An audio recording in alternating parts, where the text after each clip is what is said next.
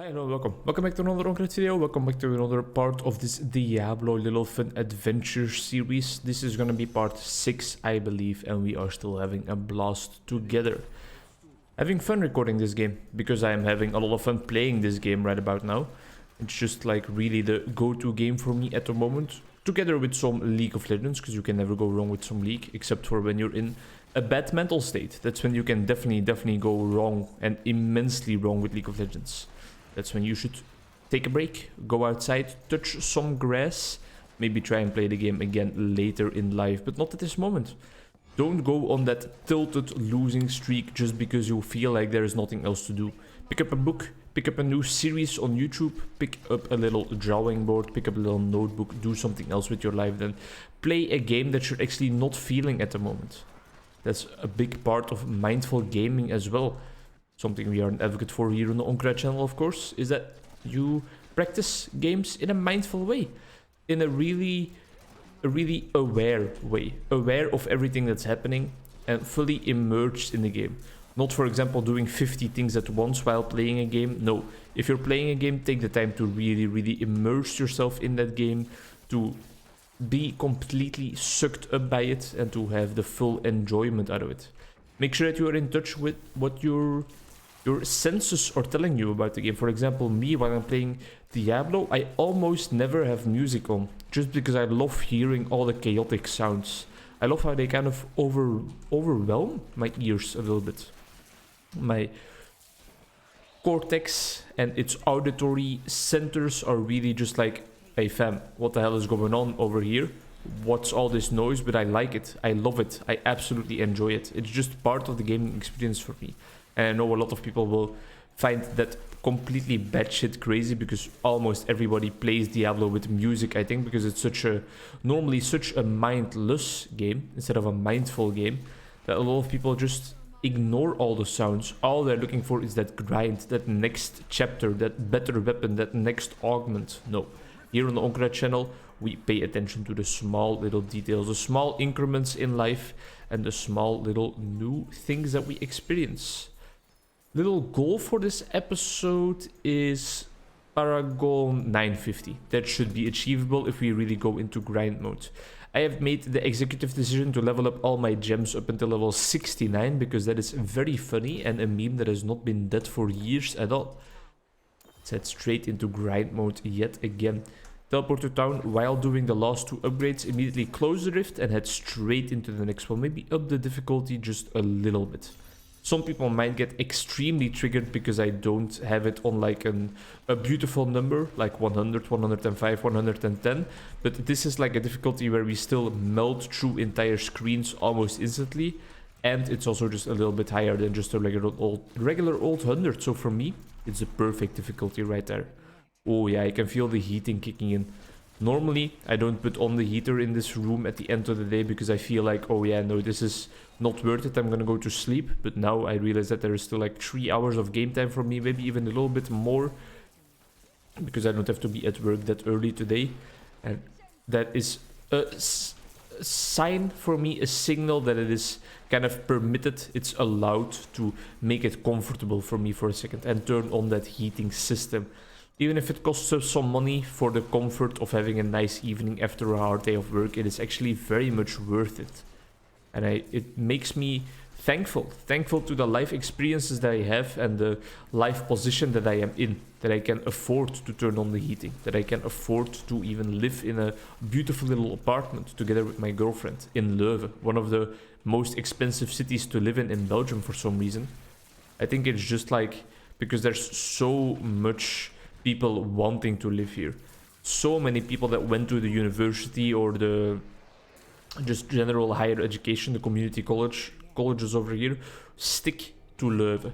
They stay in the city, just like me. And I can definitely see why. Your student time definitely shapes you as a person, completely.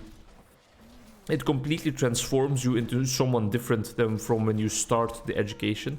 So it's quite hard to imagine a life without that context, without that situation, without that like vibe of the student city where you spent, in my case, 5 years in. It's really hard to imagine anything different, and that's why it's kind of scary maybe even to leave the city where you studied in. Not that I think that I'm gonna live here forever. Although, I don't really know. I don't think I would actually mind living here forever because I just like the city a lot. It has its downsides as well. It's a very nasty city. All of the students are not that fond of cleaning up their trash from the street. Big, huge shout out to all the street cleaners here in Leuven. They do an immaculate job of keeping the city somewhat presentable, but yeah, sometimes it's just overwhelming.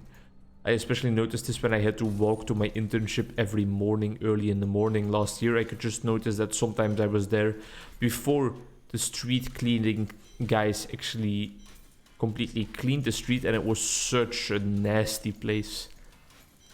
What weapon did we get here? A barbarian weapon. That's not gonna help us out. This is not ancient, so we don't need to look at it.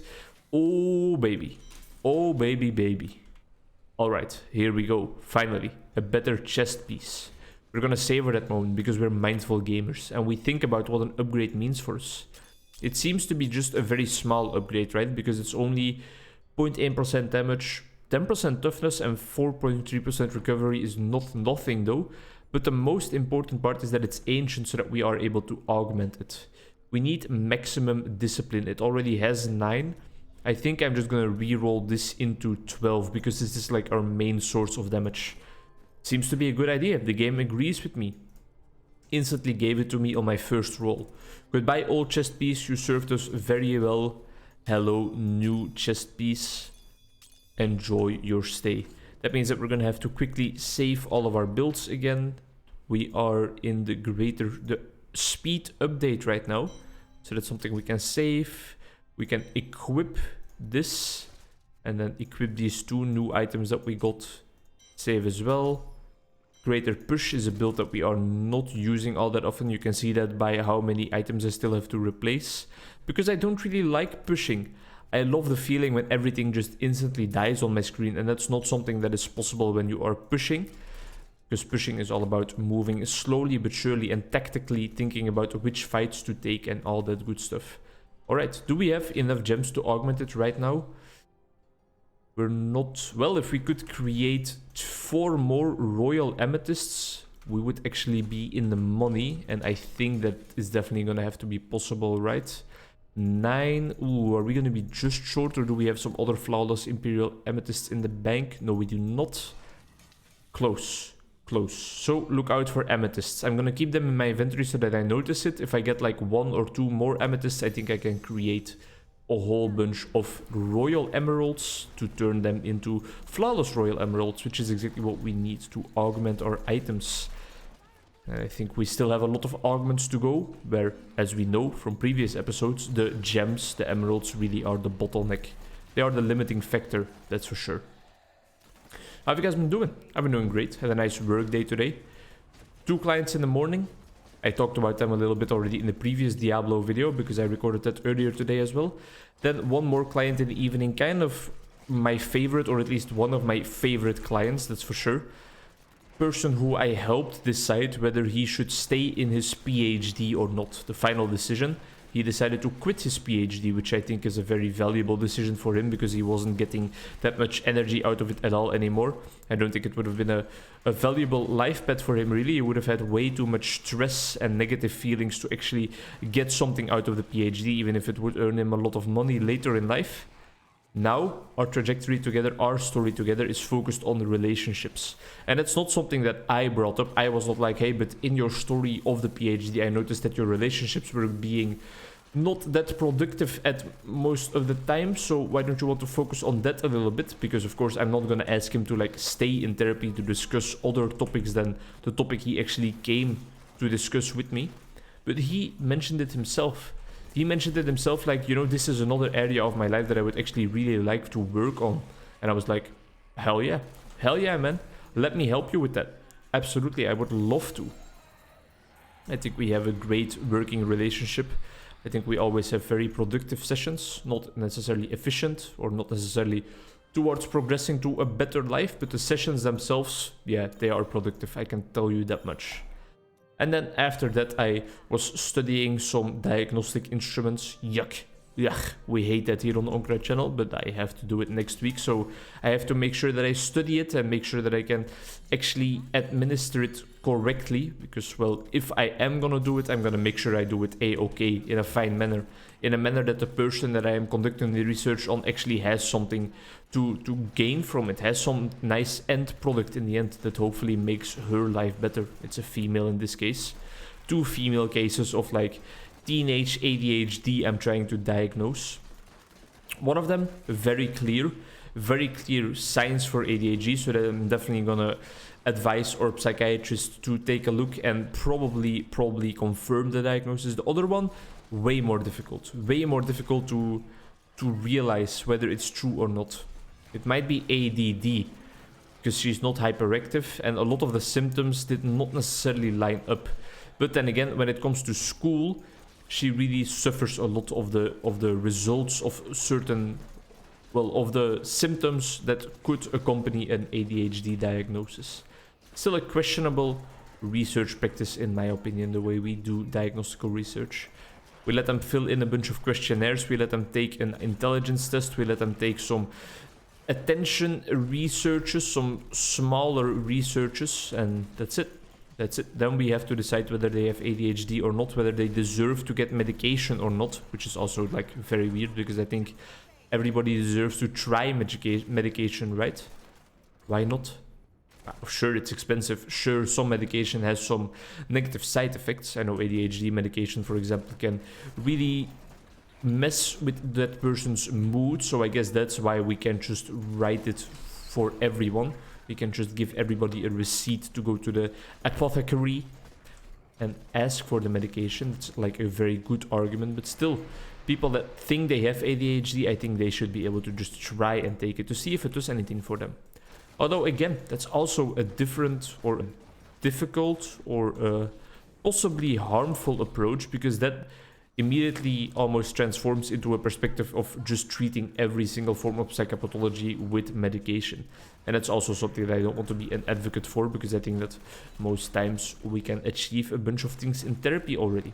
If I wouldn't believe that, it would be quite hard for me to do my job. And scientific research actually proves that therapists that don't believe in their own therapy produce less effective therapies. Makes a lot of sense, of course, but I mean, you have to have some self-esteem, some trust in the process. This is what I'm trying to develop. But yeah, that means that my day was actually a-okay. It was fine. Ooh, beautiful lining up inventory there. Exactly the right amount of items. I think we're gonna have to run one more rift to get to Paragon 950. Maybe 2? Well, probably one, right? Although the bar is entirely empty. We'll see. What do you think? Comment right now down below if you think we need 1 or 2 rifts. And if you are not commenting, it's probably because you are not here, because nobody probably wants to see this bullcrap anyway. And yet here I am, you know, 6 episodes deep, just doing what I like in life. And I think that's a very important life lesson. Make the type of content you want to make, not the type of content you think other people want to see. Vital importance. Often forgotten by people that just are looking for some quick rise to fame. Of course, I'm already at the rise to fame point. I mean, 200 subscribers, 220 subscribers even, so that it's famous in my book. But it was not a quick rise to fame. Spent 4 or 5 years developing this following. Thankful to every single one of you, except for you, Jerry. Jerry from Ohio. I really don't like you. I would much appreciate it if you would just unsubscribe, find another YouTube channel that you might like, and just move on with your life. We don't have room for Jerrys from Ohio here. If there is an actual individual here named Jerry from Ohio, and he felt just very personally attacked, you can send me like official proof of watching this video, and like your name, your an official government document with your name, and I will gift you a game on Steam. That's a promise I make right now, Jerry from Ohio. I am very sorry that you became the butt end of a bad joke even, so it wasn't even worth the sacrilege that I committed towards your name. I am very sorry for all the sins I have just committed, but you will get a game on Steam. I promise you. Jerry from Ohio, you're the man. You're the real man. I was lying. I was lying because I just feel so intimidated by the fact that you are watching my videos, you know? I just feel so intimidated because in the end, whether you enjoy them is all that matters to me. That's like the most important part. If Jerry from Ohio doesn't enjoy my videos, then who the hell am I making them for, you know? And talking about waking, why the hell would I wake up? Why would I want to live in a world where Jerry from Ohio is not actually into my videos? That's the main premise of this channel. We are making content specifically applicable to the life of Jerry from Ohio. I know that he is, for example, a worrier. That's exactly why I created the entire series on the worrying book. I know that he is an elderly person already. That's why I have a video on meaning in the life of the elderly. And if I can't be a part of what provides that meaning to the life of Jerry from Ohio, then I don't want to be a part of any life at all, especially not my own. Jerry from Ohio, my man, keep it up. Keep up the good work. As my good friend Krogrin would say, hot om stijven. That's all you need to do, my man. Paragon, 950. Thank you very much for watching, Jerry from Ohio, and all the other people who I don't really care about. I hope to see all of you in the next one, though. Bye-bye.